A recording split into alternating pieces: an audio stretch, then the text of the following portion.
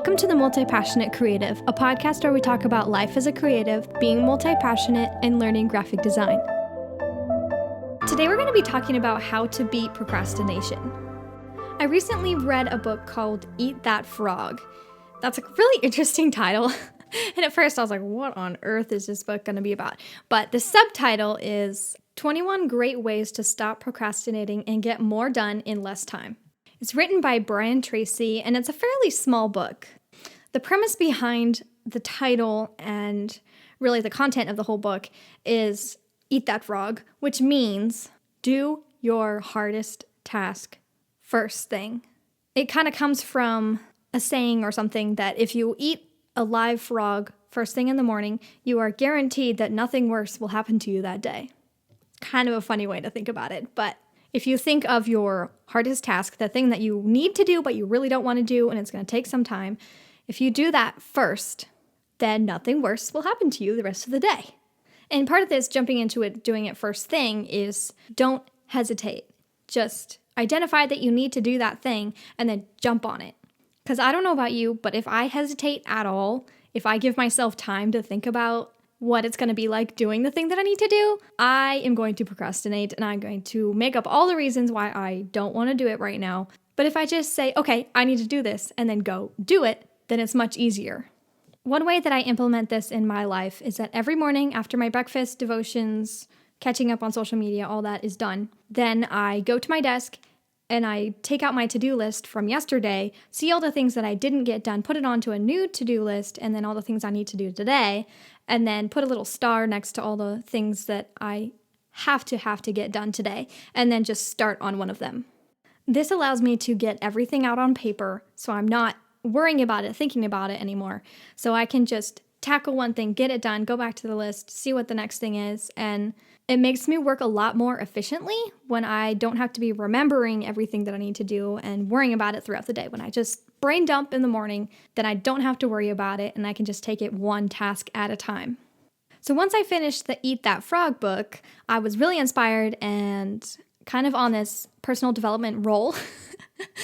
So I went through my reading list and found another personal development book that I wanted to read called The Slight Edge. And this book really complemented Eat That Frog. Eat That Frog got me to not procrastinate, or at least it should. But then The Slight Edge gave me tools to be able to take it one step further and not just be not procrastinating, but also doing little things every day to get me closer to my goals. I kind of alluded to this in my previous episode where I talked about goal setting. The whole premise behind the Slight Edge philosophy is that goals can seem really big and far off and unattainable, but if you break it down into little things that you can do every single day, it will add up over time and you'll eventually reach your goal. It gave a couple illustrations that I want to bring out. The first illustration was about a water hyacinth. It's kind of an allegory. So a water hyacinth is a plant that grows on the water, obviously. And so in the story, there was this teeny little water hyacinth plant on one side of a pond. And he said, hypothetically, I want to reach the other side of the pond. And the pond said to the water hyacinth, oh, you're crazy. You're just a tiny little plant. You can never get there. But the water hyacinth has this really cool ability where every day it doubles in size. So on day 2, it was twice as big as it was on day 1. On day 3, it was twice as big as it was on day 2.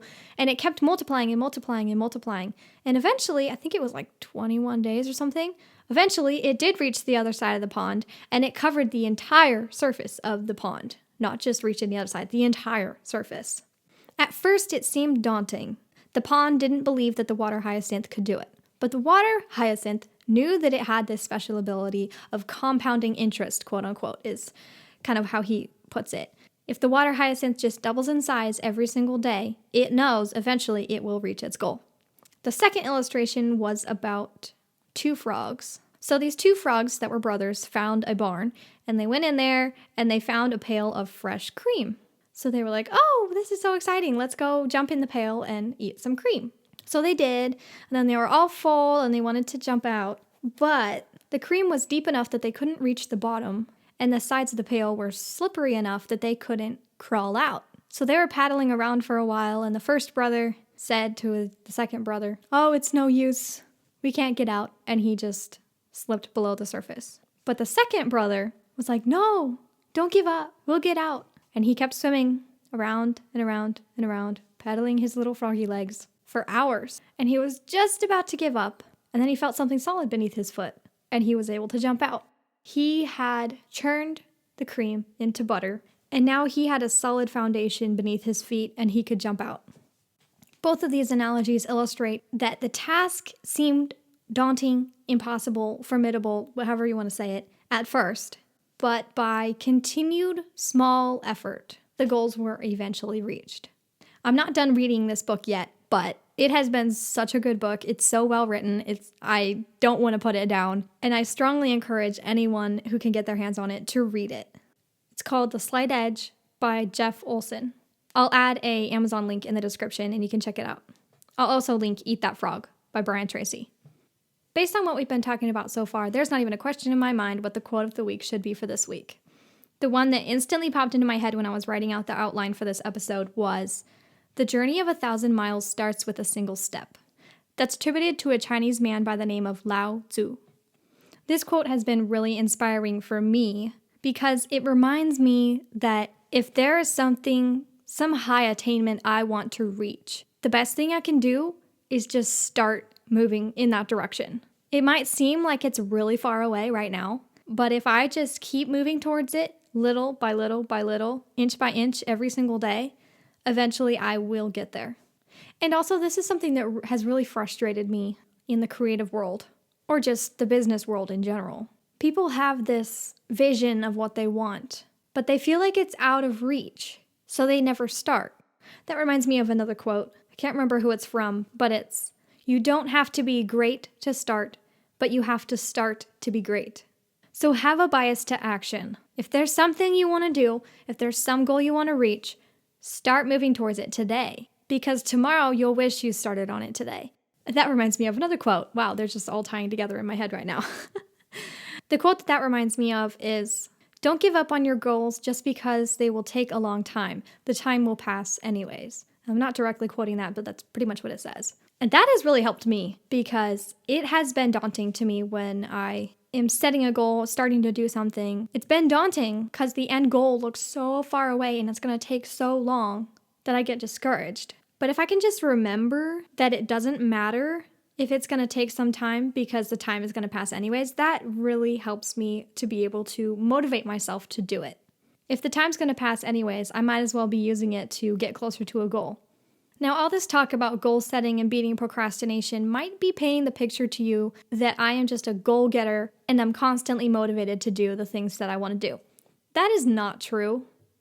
There are so many days when I really don't want to do the little things that I have to do every day in order to get closer to my goals.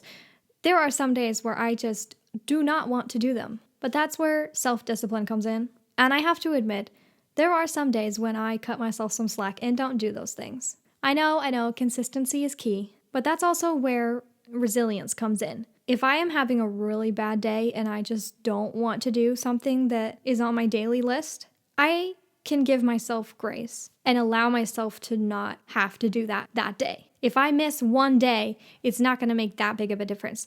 The difference would be if I missed today and then tomorrow I was like, oh, well, I didn't do it yesterday, so I might as well just quit. No. I can skip a day. I can give myself grace. But then I start back again tomorrow. Going back to what I said earlier about having a bias to action. If you are prototyping an idea, fleshing out an idea, trying to get everything spick and span before you introduce it into the world, good on you, but also have a bias to action. Don't sit on a golden opportunity, a good idea, just because it's not perfect yet. Imperfect action is still action. And 9 times out of 10, people aren't even going to notice the little imperfections, and you can always do better next time. So what are the major takeaways for this week? First of all, make a list of everything that you need to do in the day and jump on the biggest, worst, least liked task first. Second, if you have big goals you're working towards, identify little things that you can do to get towards those goals and do them every day. But you can give yourself grace and you can take a day off. Just start again the next day. Third, just start. I know it seems daunting if it's going to take a year, 2 years, 3 years, however long to get to your goal. But if you start today, that's one day sooner than tomorrow. I know that seems elementary, but you know what I'm trying to say. Today's time was going to pass anyways. But if you start today, you have 24 more hours of time on your side. Time that you have been working on your goals. And fourth, have a bias to action.